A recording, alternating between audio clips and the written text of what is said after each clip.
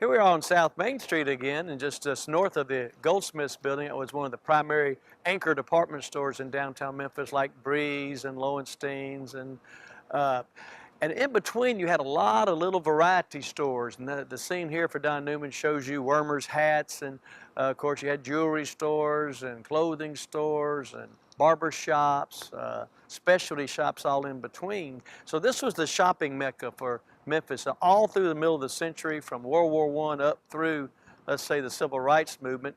One of the big factors of downtown losing its retail bases was shopping centers and shopping malls being built post-World War II, and then the desegregation of our public facilities, whether it was schools or parks or movie theaters or hotels.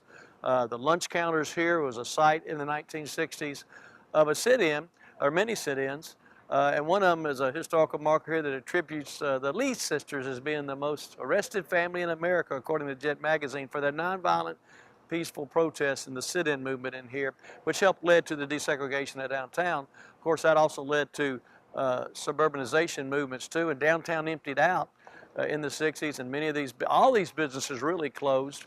I remember walking here in the 70s and 80s coming to work at Goldsmiths, and there was just not a single business or open at the time, just vacant buildings and plywood over the windows. And now gradually they've started coming back here in the last 20 years with dental offices and restaurants and residential all up and down through here.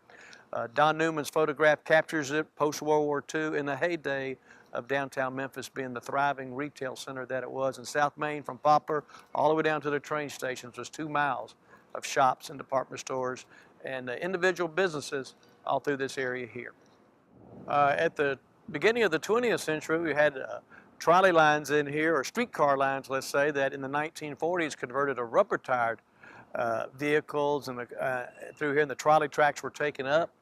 And then in the 1970s, this became a pedestrian mall in 1976, the longest pedestrian mall in the country, from Poplar, actually from Exchange all the way down to Peabody Place here in McCall.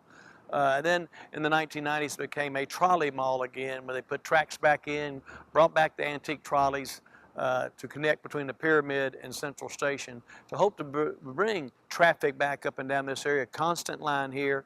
And development. Of course, the trees came in as well during the landscaping at the time. It covers up some of these buildings we've been looking at that Don Newman didn't have to deal with trees when he was taking pictures.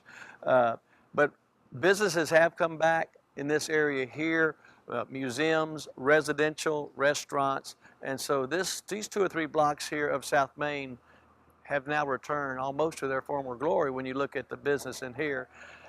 Main Street itself has struggled over the last 40 years, but it's about halfway back right now. So there's plenty of room for opportunity here, and looking for more individual businesses to come back and fill on the first levels, while residential is filling in on the top levels of these buildings. South Main Street.